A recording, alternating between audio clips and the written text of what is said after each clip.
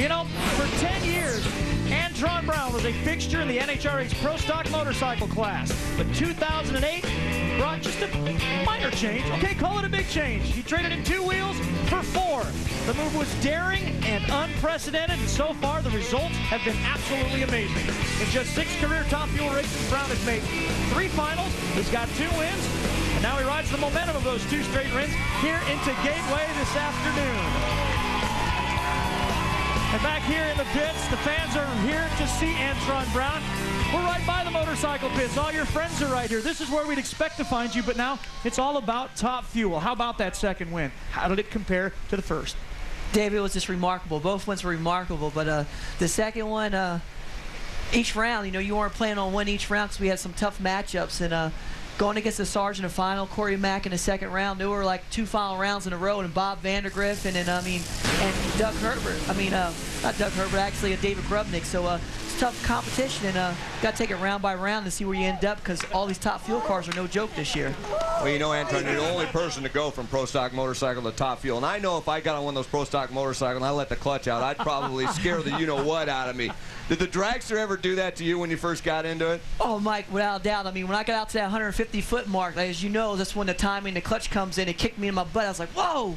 And I thought that was all it had. And then you get to a 330-foot, it does it again. And the half track, it does it one more time. And I'm like, this is ridiculous. At the end of the track, I was taking a deep breath going, crew got down there and said, how about that? I was like, that was great. Like, pretend like, you know, like that. But it took a little bit out of me. But I didn't let them know that it got the best of me. But each round, it's getting more and more comfortable with it, for sure. Yeah, never let them see you sweat, right? No, no, can't let that happen. Exactly. We talked a lot about the differences in driving the 2 different machines, but I want to talk about your experiences in Pro Stock motorcycle. What have you taken from that class that has made you as good a Top Fuel driver as you are so far?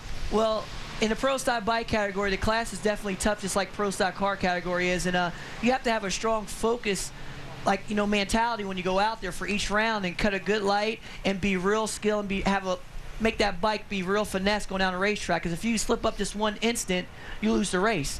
And Top Fuel's the same way, so I just took that over to Top Fuel and just kept my same mental standpoint to stay calm, relax, and focus, and don't let things get to you, because you can't, because once you slip up, you're done. Antron, the number 4 qualifier, has got a great first-round matchup we'll talk about in just a minute, but there is some other news, and it all involves Team Coletta. How about Doug Coletta, 452? He's the number 5 qualifier. Then there's Hillary Will, who ran 450 to grab the 3 spot. But the run of the weekend, Mike Dunn, the best run of the year by 300ths of a second, Dave Grubnick. I'll tell you, Connie Coletta loved the conditions where he can just throw everything at it. And boy, they did with a great 4:46 elapsed time to get that number 1 spot. It even leaves Antron Brown speechless, Gary. Yeah, absolutely. We were just talking about how good that run was and the way it hooked up and was so solid off the line for Dave Grubnick, the quickest run we have seen thus far this year. What does that do in terms of confidence for you and your team? Because your struggle now is to win rounds, and you haven't been able to do that since Phoenix. Well, that's true, Gary, but, you know, confidence has always got to be high. You know, when we come to these events, you've always got to believe you're going to do well and win. And yes, we've had some struggles in the past couple of events. We've had some close races, but last night was great. That run was, you know, we had great conditions, and you know, we came into that session number 1, then Hillary took it from us, then Tony Schumacher took it from Hillary, and then we took it back. So it was very exciting, and, you know, we've got the Carpenters Union on the car this weekend. All the guys are out here, and so they're a great bunch. So the day went really well. Well, we look forward to seeing you win some rounds today. He'll start against Luigi Novelli in round number 1. Thank you, Gary. Michael? Great matchup to watch in the first round. You're going to go up against Brandon Bernstein. This is his sponsor's hometown. He loves to win here, but he's going to have to be on his game, I think, to get around you. Well, you can't hold that Buzzwires or crew lightly at all, and our Macro Tools team is just pressing hard, and we're just going to put our heads down and go to work. I mean, every race car out here is tough, Mike, so we have our work cut out for us, but I believe Lee and the boys, they're ready for this matchup. Thank you very much for being here today. Ladies and gentlemen, Antron Brown.